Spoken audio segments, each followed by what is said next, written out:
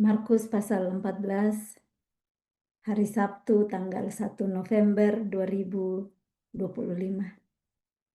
Mengucap syukur untuk bulan yang baru yang Tuhan masih percayakan untuk kita hidupi, dengan mempercayakan segala perjalanan hidup kita untuk dituntun oleh Roh Kudus sepanjang bulan November ini. Tema pertama dari Markus pasal 14 adalah rencana untuk membunuh Yesus. Hari Raya Paskah dan Hari Raya Roti Tidak Beragi akan mulai 2 hari lagi. Imam-imam kepala dan ahli-ahli Taurat mencari jalan untuk menangkap dan membunuh Yesus dengan tipu muslihat. Sebab mereka berkata, jangan pada waktu perayaan supaya jangan timbul keributan di antara rakyat. Nah, Hari Raya Paskah bagi orang-orang Yahudi pada saat itu adalah untuk memperingati pekerjaan Tuhan di dalam hidup mereka, yang nenek moyang mereka yang sudah mengeluarkan mereka dari perbudakan di Mesir, dan itu mereka rayakan dalam 2 hari lagi. Ini imam-imam kepala dan ahli-ahli Taurat yang seharusnya mempersiapkan untuk Hari Raya Paskah dan Hari Raya Roti Tidak Beragi, mereka malah sibuk mencari jalan untuk menangkap dan membunuh Yesus dengan tipu muslihat. Pemimpin-pemimpin yang seharusnya mempersiapkan hal-hal yang baik untuk semua warga, untuk umat, tetapi mereka malah 2 hari itu dipergunakan untuk mencari jalan menangkap dan membunuh Yesus, malah mau membunuh. Bagaimana kita bisa melihat di sini keteladanan-keteladanan yang tidak tepat untuk dicontoh. Harusnya mempersiapkan diri, mempersiapkan hati untuk hal-hal yang baik, tetapi malah mencari-cari jalan untuk menangkap dan membunuh. Padahal kita tahu bahwa membunuh itu bukan hal yang diajarkan oleh Tuhan. Lanjut ke perikop berikut, Yesus diurapi. Ketika Yesus berada di Betania, di rumah Simon si kusta, dan sedang duduk makan, datanglah seorang perempuan membawa suatu buli-buli pualam berisi minyak narwastu murni yang mahal harganya. Setelah dipecahkannya leher buli-buli itu, dicurahkannya minyak itu ke atas kepala Yesus. Ini ada cerita bahwa bukan cerita ya, kisah yang terjadi pada waktu itu di mana Yesus berada di Betania dan dia berada di rumah Simon si kusta. Kita garis bawahi di sini Simon si kusta, dan apa yang dilakukan Yesus di rumah Simon si kusta sedang duduk makan. Orang kusta pada zaman Yesus sangat dijauhi, orang gak mau dekat-dekat dengan orang yang kusta. Tetapi Yesus bikin apa? Dia pergi ke rumah si kusta, bahkan duduk makan di rumah si kusta. Dia melakukan hal yang masyarakat luas tidak mau lakukan. Orang kusta dijauhi, tetapi Yesus malah mau duduk semeja, makan bersama-sama dengan orang kusta. Nah, orang kusta itu badannya bonyok-bonyok ya, jadi pasti ada bau-bau nggak sedap dari orang itu. Tetapi Yesus tidak jijik melihat orang kusta ini. Yesus malah masuk ke rumahnya, mau makan makanan dari dapur si kusta. Coba kalau kita hari ini memposisikan diri ada orang kusta dan kita pergi ke rumahnya mau makan, gimana? Apakah tidak ada rasa jijik atau bau yang kita rasa? Nah, Yesus menghilangkan rasa itu untuk memberikan contoh, tidak pilih-pilih orang, sekalipun orang yang tersingkirkan dari masyarakat, Yesus tetap mendekatinya. Dan di sini datanglah seorang perempuan. Perempuan ini bawa buli-buli pualam ya. Pualam itu alabaster yang berisi minyak narwastu murni yang mahal harganya. Nah, harganya ini kita bisa baca nanti di bawah ayat berikutnya, 300 dinar harganya. Nah, buli-buli ini dia pecahkan leher buli-bulinya dan dicurahkan minyak itu ke atas kepala Yesus.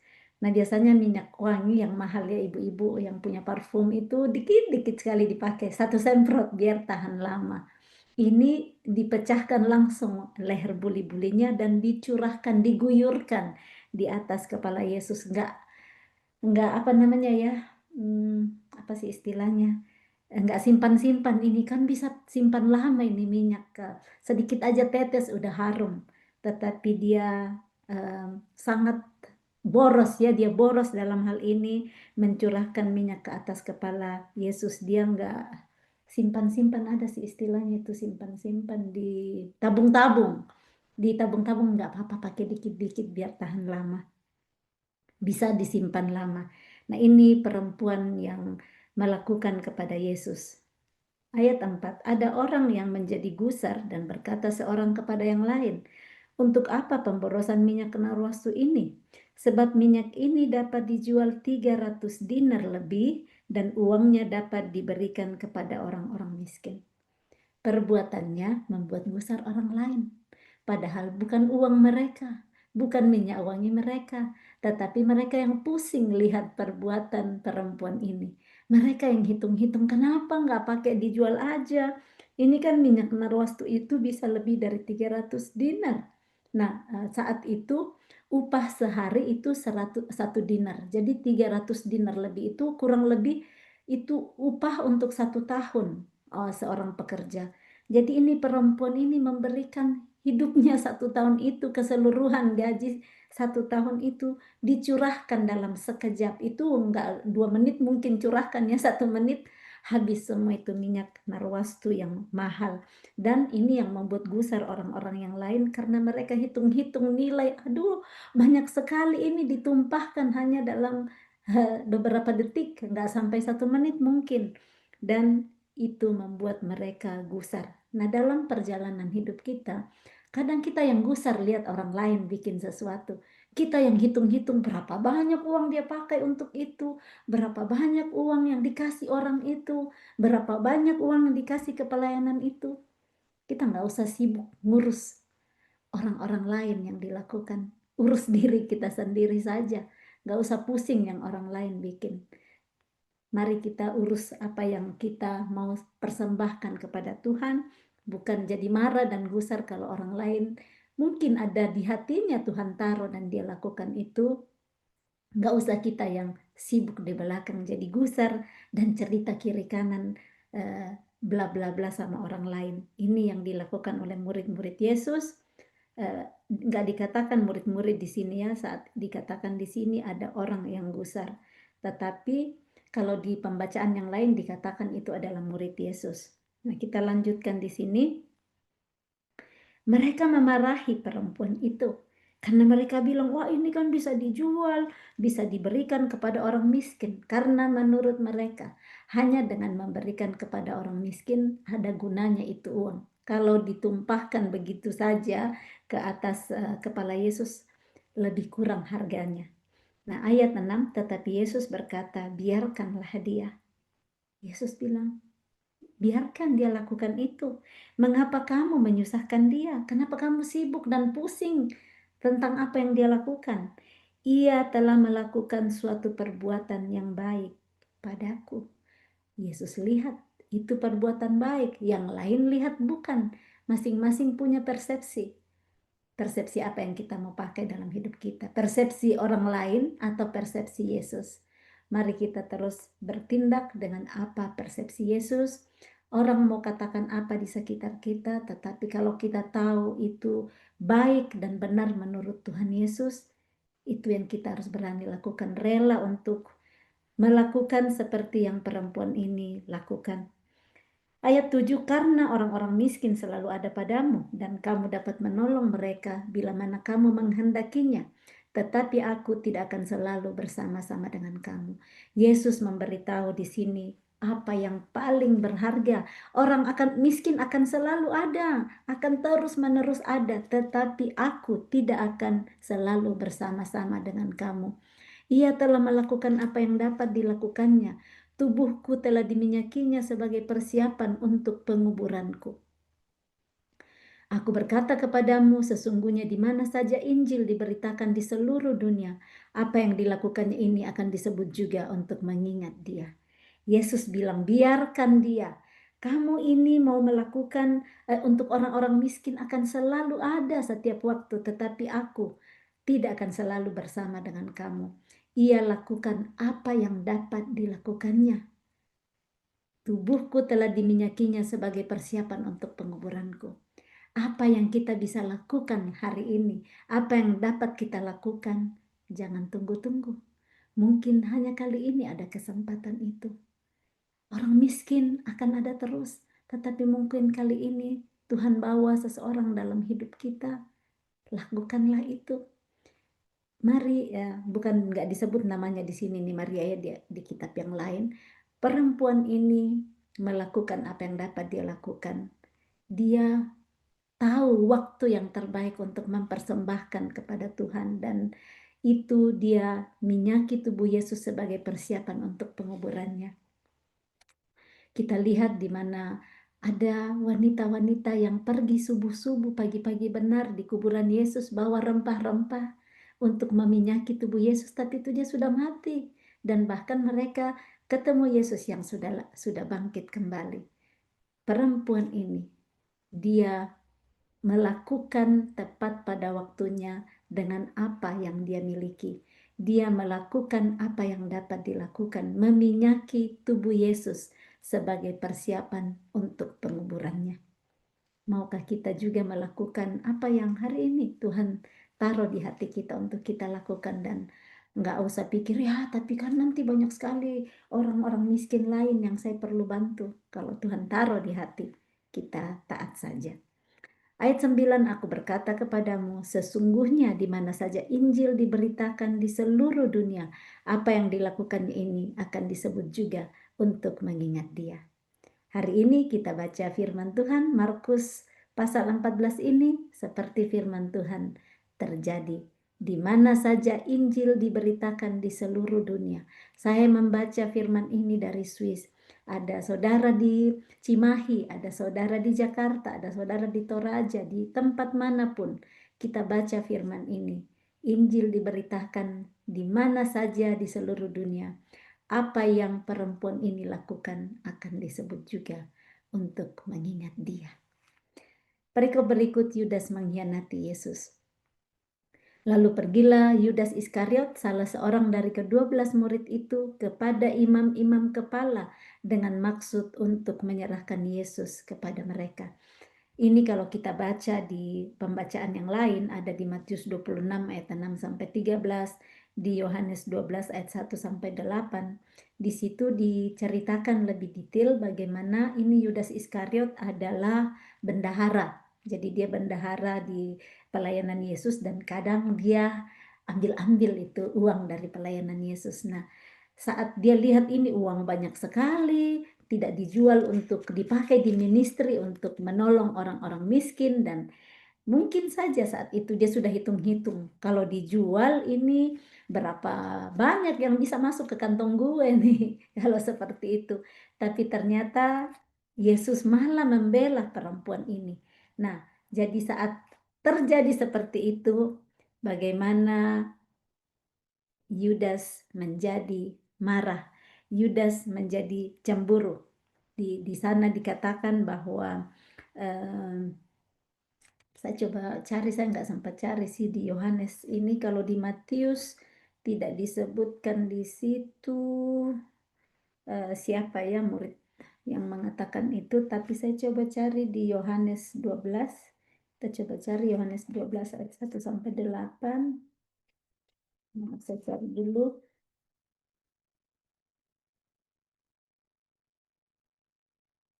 Yohanes 12. Di Yohanes 12 lebih dibukakan di sini. Yesus diurapi di Betania sama topiknya, dan di sini dituliskan Maria. Nama perempuan itu Maria, dan coba kita lihat di Yohanes 12 ayat yang ketiga, mulai dari situ. Maka Maria mengambil setengah kati minyak narwastu murni yang mahal harganya, lalu meminyaki kaki Yesus dan menyekanya dengan rambutnya, dan bau minyak semerbak di seluruh rumah itu.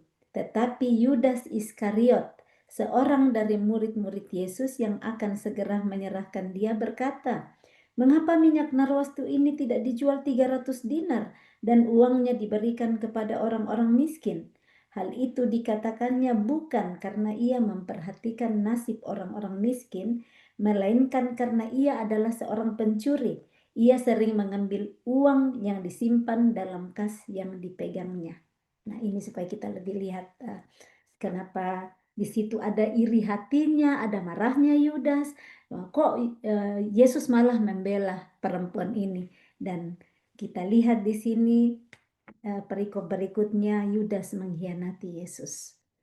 Ayat 14, maaf, ayat saya lihat di Matius tadi ya. Kita lanjut di ayat yang ke-10. Yudas mengkhianati Yesus. Lalu pergilah Yudas Iskariot setelah peristiwa di atas. Setelah peristiwa perempuan itu mengurapi Yesus, salah seorang dari ke-12 murid itu dijelaskan Yudas Iskariot ini yang salah satu dari 12 murid Yesus. Dia pergi kepada imam-imam kepala dengan maksud untuk menyerahkan Yesus kepada mereka. Mereka sangat gembira waktu mendengarnya dan mereka berjanji akan memberikan uang kepadanya. Kemudian ia mencari kesempatan yang baik untuk menyerahkan Yesus. Orang yang di dalam hatinya ada iri, ada kemarahan, akan melakukan hal-hal yang sudah tidak seperti yang sepatutnya dilakukan. Yudas yang salah seorang murid Yesus dari 12 yang terdekat dengan Yesus, dia malah pergi kepada imam kepala untuk menyerahkan Yesus. Dia mencari kesempatan yang baik untuk menyerahkan gurunya sendiri. Dan apa yang dijanjikan kepada dia dijanji untuk diberikan uang. Perikop berikut, Yesus makan Paskah dengan murid-muridnya. Pada hari pertama dari hari raya roti tidak beragi, pada waktu orang menyembelih domba Paskah, murid-murid Yesus berkata kepadanya, "Ke tempat mana engkau kehendaki kami pergi untuk mempersiapkan perjamuan Paskah bagimu?" Lalu ia menyuruh 2 orang muridnya dengan pesan, "Pergilah ke kota, di sana kamu akan bertemu dengan seorang yang membawa kendi berisi air. Ikutilah dia, dan katakanlah kepada pemilik rumah yang dimasukinya, 'Pesan guru, di manakah ruangan yang disediakan bagiku untuk makan Paskah bersama-sama dengan murid-muridku?' Lalu orang itu akan menunjukkan kamu sebuah ruangan atas yang besar yang sudah lengkap dan tersedia. Disitulah kamu harus mempersiapkan perjamuan Paskah untuk kita." Maka berangkatlah kedua murid itu, dan setibanya di kota, didapatinya mereka semua seperti yang dikatakan Yesus kepada mereka. Lalu mereka mempersiapkan Paskah. Semua yang dikatakan Yesus itu terjadi. Perkataan Yesus hari ini yang kita baca dalam firman, mari kita terus pegang seperti kedua murid ini yang disuruh Yesus pergi ke kota. Mereka akan bertemu dengan seorang yang membawa kendi berisi air. Ikuti orang itu dan dia akan masuk ke sebuah rumah. Pemilik rumah itu akan bilang, tanya kepada pemilik rumah di mana ruangan itu yang disediakan untuk makan Paskah bagi guru dengan murid-murid. Kedua murid ini mentaati apa yang Yesus pesankan, dan saat mereka mentaati itu, semua yang dikatakan Yesus, semua itu yang mereka dapati dan itu yang terjadi. Hidup kita hari ini bisa saja kita berpikir, mau pergi ke kota, ini 2 murid mau pergi ke kota, bertemu seorang yang bawa kendi berisi air. Bisa saja banyak sekali orang yang bawa kendi berisi air, tetapi pasti pas masuknya mereka itu cuma 1 orang yang lewat. Semua perkataan Tuhan adalah ya dan amin. Kalau Tuhan yang berkata, percaya saja. Dan ini kedua muridnya percaya saja, mereka ngikutin.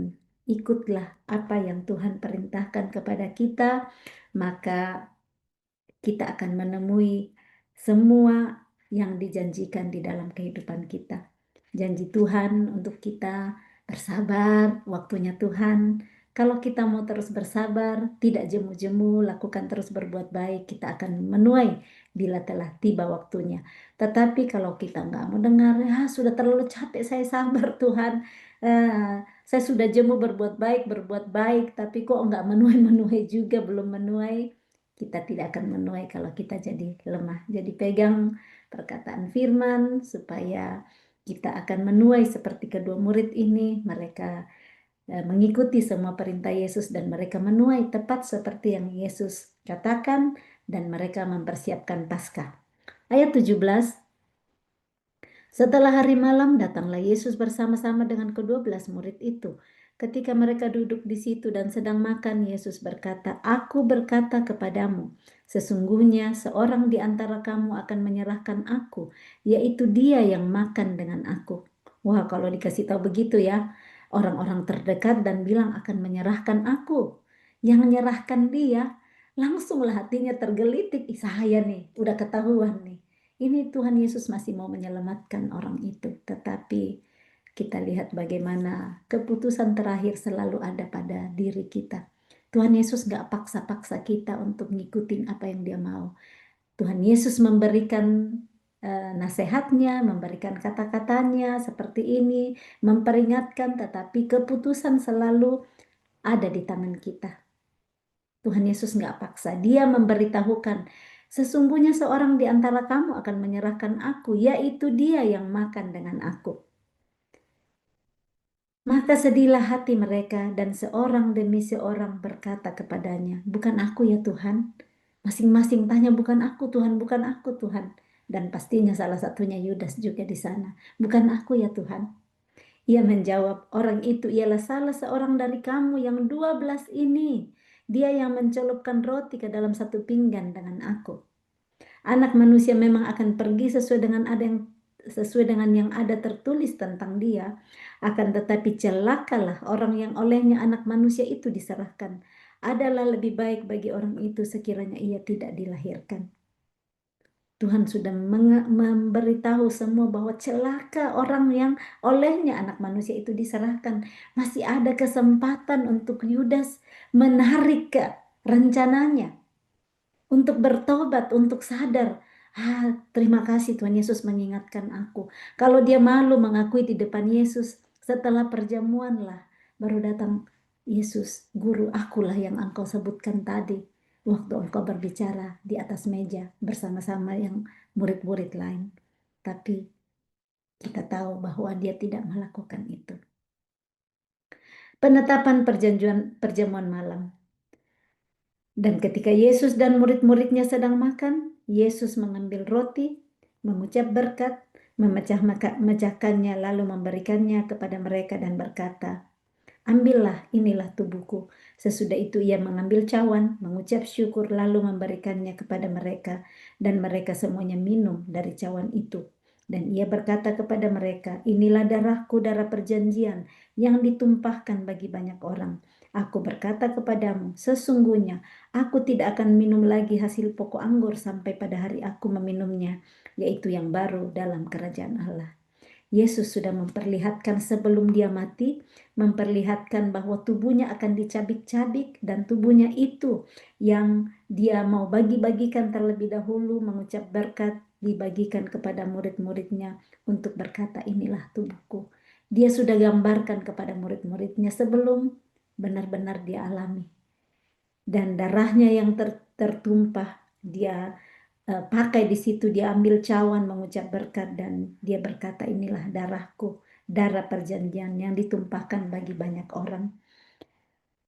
Kalau kita percaya kepada dia, kita akan memperoleh hidup yang kekal. Dia menyerahkan hidupnya, dia menyerahkan tubuhnya dicabik-cabik, dia menyerahkan darahnya tertumpah bagi semua orang, supaya semua orang ini, bagi banyak orang ini, termasuk saudara dan saya hari ini, saat kita mau mempercaya dia, kita masuk di dalam kerajaannya yang kekal bersama-sama dengan dia.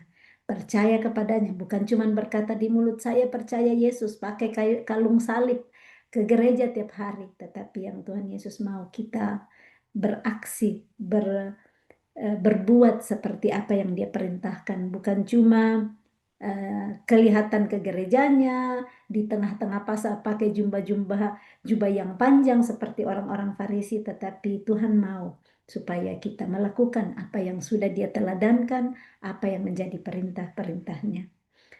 Perikop berikut Petrus akan menyangkal Yesus. Belum menyangkal ini akan, sudah ditahu juga diberitahu.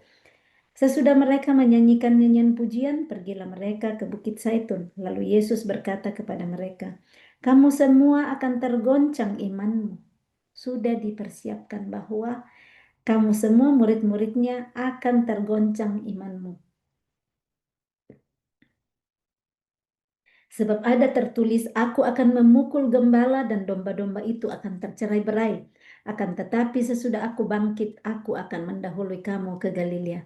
Yesus terang-terangan memberitahu lagi setelah dia sudah memberitahu pemberitahuan pertama, kedua, ketiga tentang kematiannya. Dia bilang lagi nih, sudah ada tertulis, imanmu akan tergoncang karena gembalamu akan dipukul dan domba-domba itu akan tercerai-berai. Tetapi sesudah aku bangkit, aku akan mendahului kamu ke Galilea. Ada janji bahwa dia akan bangkit dan dia akan mendahului murid-muridnya di Galilea. Ayat 29, kata Petrus kepadanya, "Biarpun mereka semua tergoncang imannya, aku tidak." Nah, mendengar kata-kata gurunya seperti itu, Petrus yang dekat dengan Yesus langsung berkata, "Biar semua yang lain tergoncang imannya, aku tidak akan tergoncang imanku." Yesus bilang di sini ayat 30, lalu kata Yesus kepadanya, "Aku berkata kepadamu, sesungguhnya pada hari ini juga, nggak besok loh, hari ini, malam ini juga, sebelum ayam berkokok 2 kali, engkau telah menyangkal aku 3 kali." Dengan ayat 31, tetapi dengan lebih bersungguh-sungguh Petrus berkata, "Sekalipun aku harus mati bersama-sama engkau, aku tak akan menyangkal engkau." Semua yang lain pun berkata demikian juga. Dengan berapi-api, dengan bersemangatnya Petrus bilang, "Aku nggak akan pernah menyangkali engkau. Biar orang lain tergoncang imannya, saya tidak." Dan yang lain ikut-ikutan juga. Semua pada ikut juga berkata, "Iya, aku tak akan menyangkal engkau." Kita sangat gampang berjanji ya, kadang berapi-api berjanji, tetapi pada fakta saat kita dihadapkan pada situasi yang tidak mudah, janji tinggal janji. Banyak hal yang kita hidupi dalam kehidupan sehari-hari, bagaimana kita berjanji, dan ternyata banyak kali kita ternyata melanggar janji kita itu. Janji-janji bisa diberikan kepada sahabat, kepada teman, kepada bos di tempat kerja, kepada pasangan. Di mana-mana kita ada relasi dengan janji. "Oh iya, saya datang besok ya." Ternyata, maaf ya, saya nggak bisa." Atau ada sesuatu yang membuat kita melupakan janji kita. Di dalam pernikahan juga ya, saat di depan jemaat, di depan keluarga, ya, "Saya akan setia kepadamu dalam suka dan duka, sehat dan sakit, kaya dan miskin, tetap setia."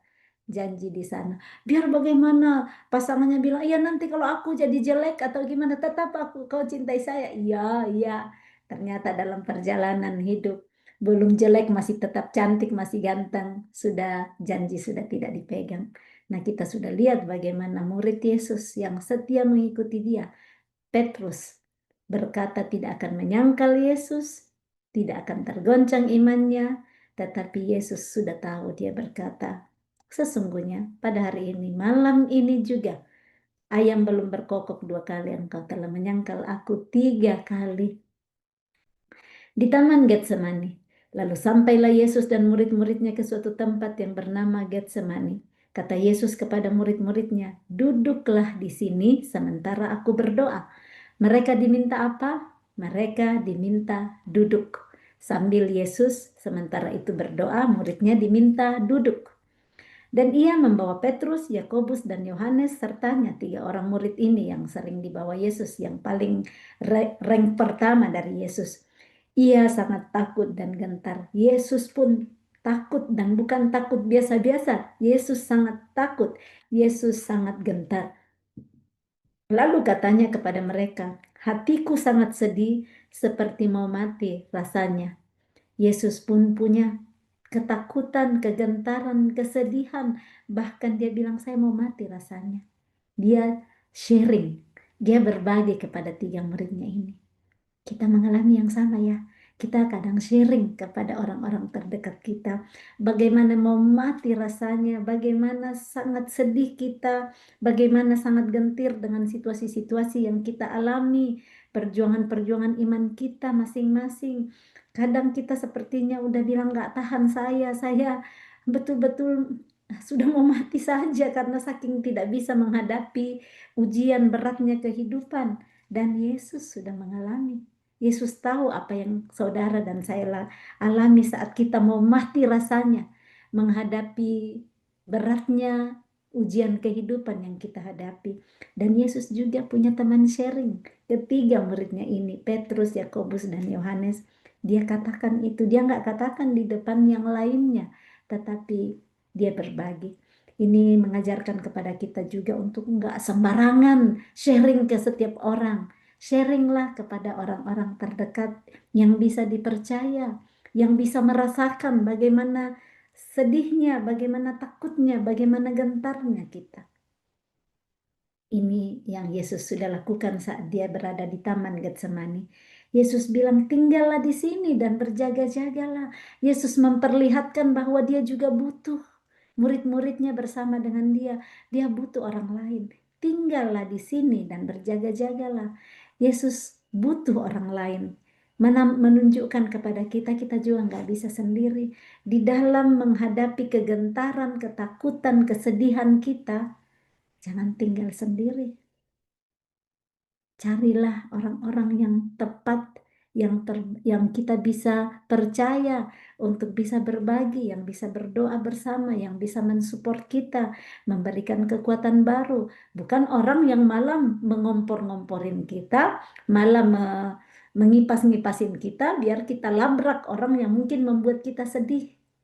Carilah orang yang tepat untuk berbagi dan jangan tinggal sendirian. Cari orang-orang yang bisa dipakai Tuhan untuk mendengar kita, untuk mungkin bisa memberikan kekuatan bagi kita. Ayat 35, ia maju sedikit, merebahkan diri ke tanah dan berdoa, supaya sekiranya mungkin saat itu lalu daripadanya. Yesus pun rindu, kalau boleh, please Tuhan, kasih lalulah daripadaku. Katanya, ya Aba, ya Bapa, tidak ada yang mustahil bagimu. Ambillah cawan ini daripadaku. Tetapi janganlah apa yang aku kehendaki, melainkan apa yang engkau kehendaki. Dia tahu, dia rasa sakit sekali, berat sekali, takut sekali menghadapi cawan itu. Dan dia tahu Bapaknya sanggup, tidak ada yang mustahil bagi Bapaknya. Bapaknya sanggup melepaskan dia dari cawan itu. Tetapi yang Yesus mau, supaya kehendaknya Tuhan Bapaknya yang jadi, bukan yang dia kehendaki. Dan dia tahu kehendak Bapa bahwa dia menyerahkan nyawanya supaya semua orang yang berdosa, yang mau percaya dan menerima dia, diselamatkan. Itulah kehendak Bapa. Dia sadari itu dan dia berkata, jangan kehendakku yang jadi, melainkan apa yang kau kehendaki. Ayat 37, setelah itu ia datang kembali dan mendapati ketiganya sedang tidur. Tadi disuruh duduk, ini mereka tidur. Dan ia berkata kepada Petrus, Simon, sedang tidurkah engkau? Tidakkah engkau sanggup berjaga-jaga 1 jam? Berjaga-jagalah dan berdoalah supaya kamu jangan jatuh ke dalam pencobaan. Roh memang penurut, tetapi daging lemah. Perlu terus berjaga-jaga. Roh kita penurut, roh kita mau, tetapi daging kita lemah. Bagaimana supaya daging yang lemah ini semakin kuat? Terus-menerus buka hati kita saat firman Tuhan datang ngajarin kita, ambil itu supaya daging yang lemah semakin bisa kita matikan dan roh kita yang semakin kuat mengalahkan kedagingan-kedagingan kita.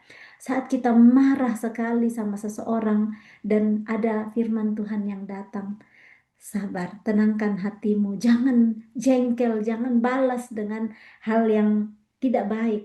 Tetapi kalau kita nggak buka hati untuk mendengar Roh Kudus yang berbicara, kita akan lanjut saja apa yang ada di hati kita itu. Sekarang banyak sekali cara untuk mengeluarkan kemarahan, untuk mengeluarkan kejengkelan, cuman dengan ambil handphone, taruh di status, atau taruh di grup kejengkelan-kejengkelan. Orang kan paling gak senang kalau ditegur di tengah orang banyak. Nah, orang banyak hari ini bukan cuma kalau kita bertemu dengan orang lain. Di grup itu ada ratusan orang, ada puluhan orang. Saat kita tegur seseorang di grup, orang itu biasanya sangat tidak terima. Belajarlah untuk memberitahu seseorang di pribadi. Jangan permalukan di depan orang. Sekalipun benar yang kita mau lakukan, tetapi belajarlah untuk di pribadi saja.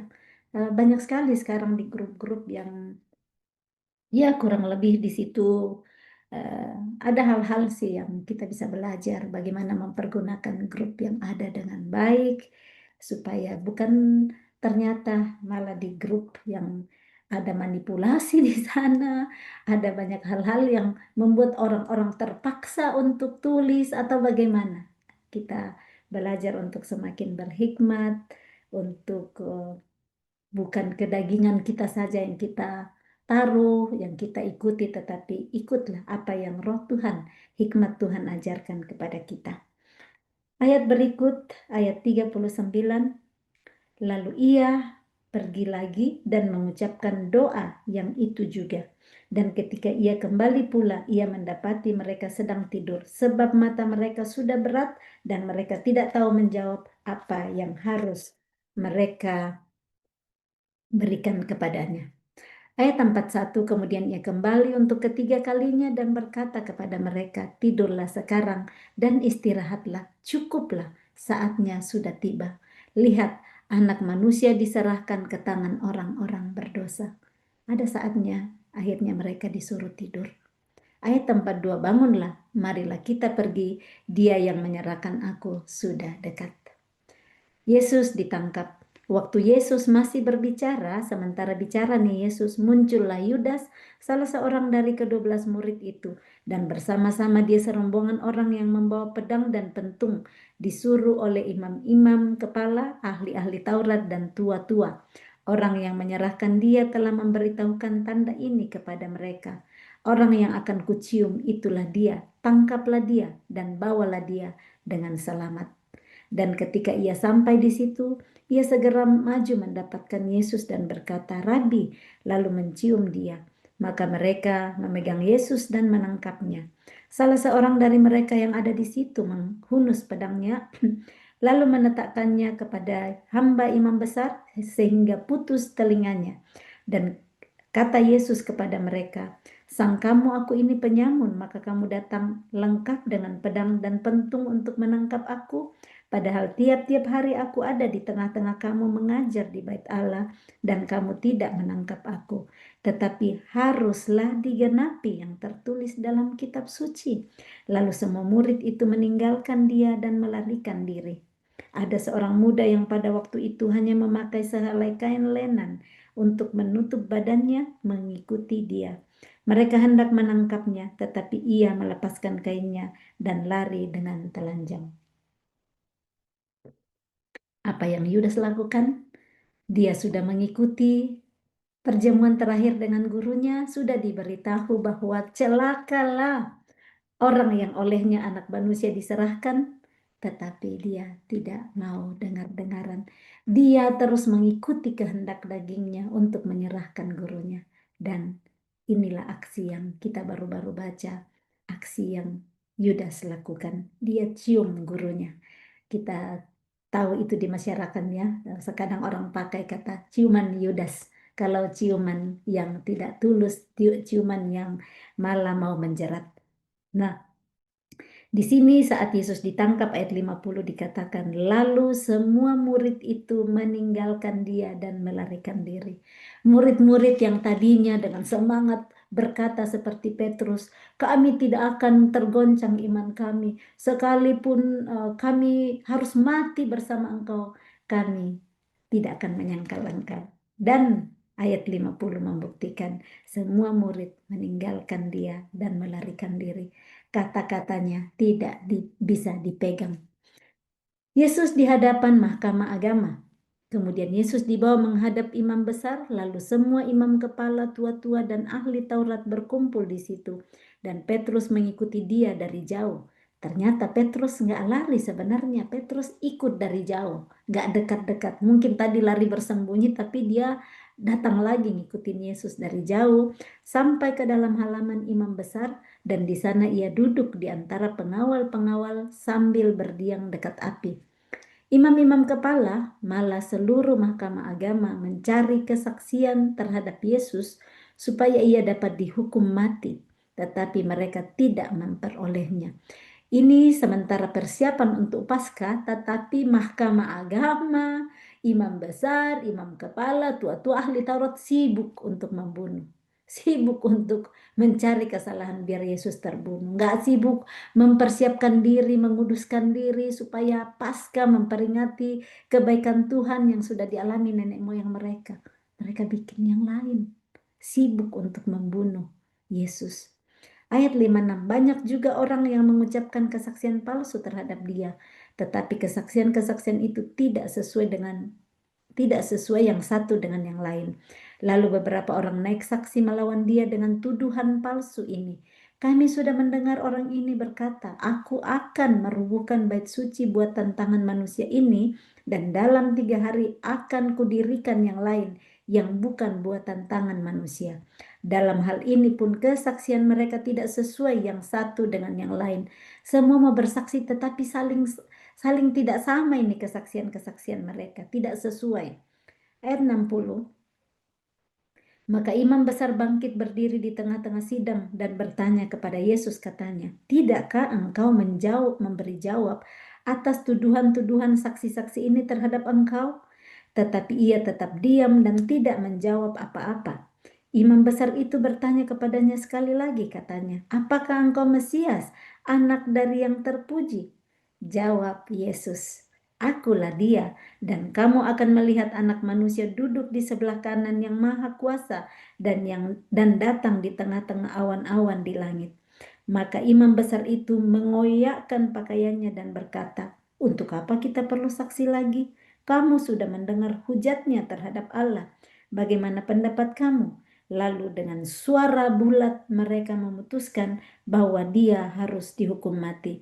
Lalu mulailah beberapa orang meludahi dia dan menutupi mukanya dan meninjunya sambil berkata kepadanya, hai Nabi, cobalah terka. Malah para pengawal pun memukul dia. Yesus saat dituduh segala macam tuduhan saksi-saksi dusta yang dibawa kepada dia, Yesus tetap diam dan tidak menjawab apa-apa. Bahkan ini imam besar bertanya, kok kenapa engkau tidak memberi jawab terhadap tuduhan dan saksi-saksi itu terhadap engkau? Yesus tetap diam, tidak membuka mulut. Tetapi saat dia ditanya, apakah engkau Mesias, anak dari yang terpuji? Yesus buka mulut. Yesus menjawab, akulah dia. Ada situasi, ada pertanyaan yang tidak harus kita jawab. Tetapi ada pertanyaan yang perlu kita jawab. Ini pelajaran daripada Yesus menghadapi tuduhan. Tuduhan-tuduhan ternyata nggak haruslah jawab tuduhan-tuduhan orang, saksi-saksi dusta terhadap kita. Kita tahu yang kita lakukan, kita tahu apa yang terbaik. Kalau kita tahu kita mengikuti apa yang Tuhan ajarkan, mau dituduh apapun nggak usah membenarkan diri. Yesus memberi teladan, tetapi saat ditanya tentang dianya, apakah engkau Mesias, anak dari yang terpuji, di sana baru dia menjawab dan berkata, akulah dia.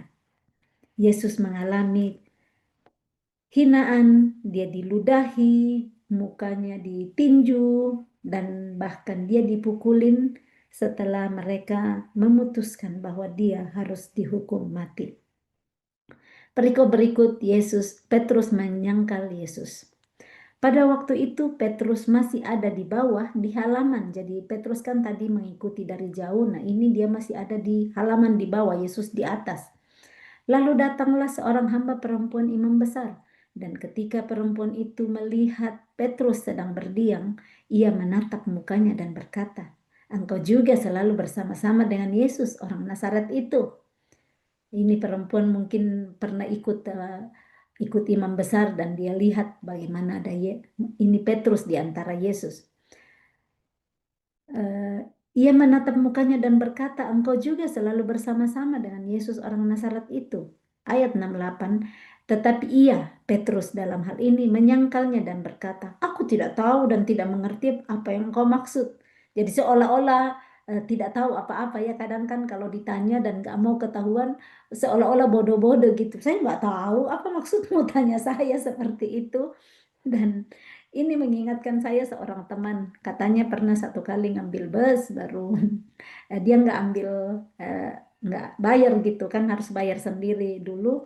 Dan saat diperiksa dia seolah-olah, aduh saya nggak ngerti bahasamu, apa yang kamu maksud. Padahal dia tahu kalau dia lagi bohong karena dia nggak beli beli tiket gitu. Tetapi supaya nggak ketahuan, dia seolah-olah saya nggak ngerti bahasamu, kamu bilang apa. Nah kurang lebih seperti inilah Petrus itu, oh, aku tidak tahu dan tidak mengerti apa yang engkau maksud, seolah-olah tidak tahu bahasanya ini orang.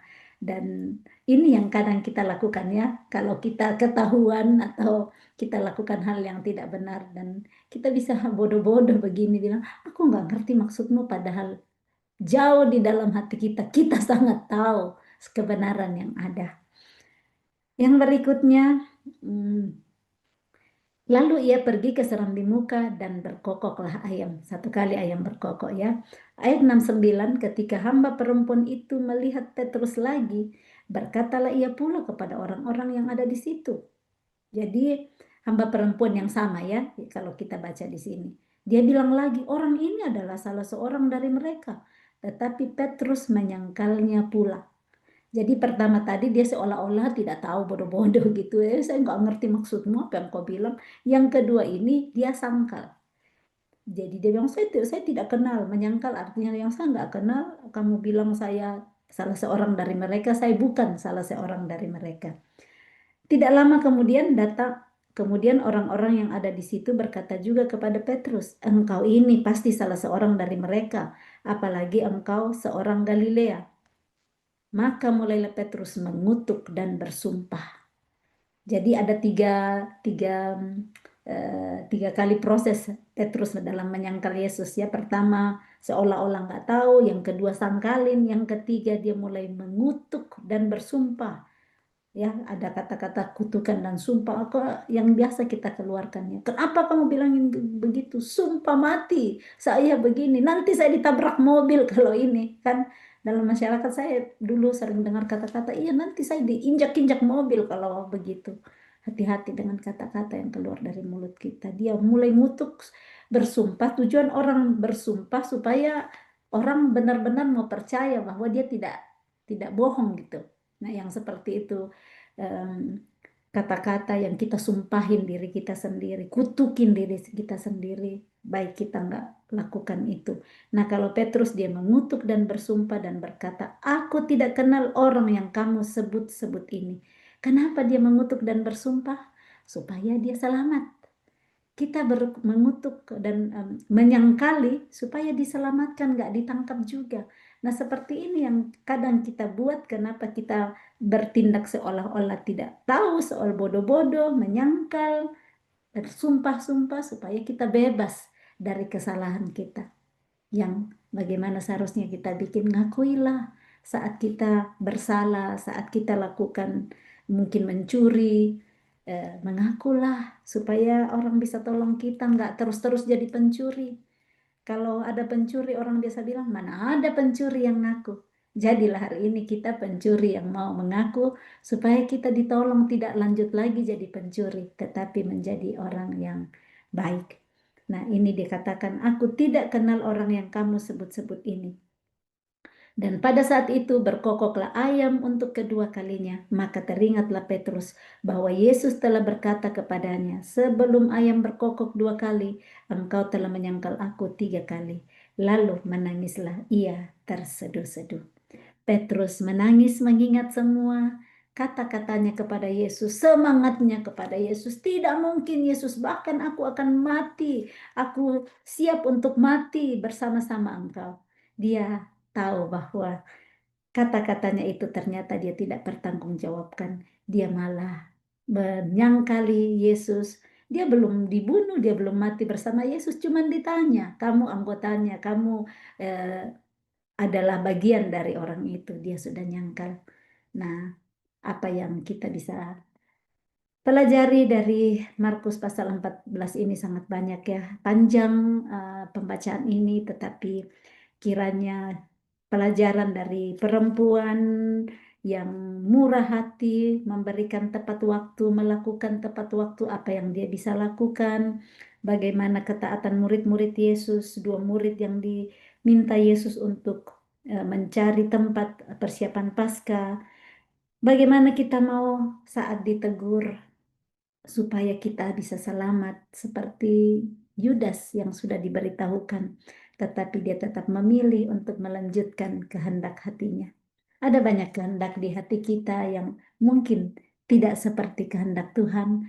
Kalau Tuhan menegur kita, menasehati kita, apakah melalui pembacaan hari ini atau melalui orang-orang lain, baik kita buka hati untuk mau mendengar, dengar-dengaran, supaya kita tidak mengambil keputusan yang salah, seperti yang dilakukan oleh Yudas, atau kita nggak usah cepat-cepat janji-janji, bersumpah-sumpah, aku mau sehidup semati dengan engkau, aku mau biarpun mati, aku mau sama-sama kamu mati. Lebih bagus mungkin nggak usah terlalu banyak janji, tetapi kita lakukan tanpa janji. Ya, selamat memulai bulan November ini dengan tuntunan Roh Kudus kita akan berjalan mengikuti segala perintahnya, segala tuntunannya supaya perjalanan kita berhasil dan beruntung sepanjang bulan November ini. Salam kasih, Tuhan Yesus memberkati. Shalom.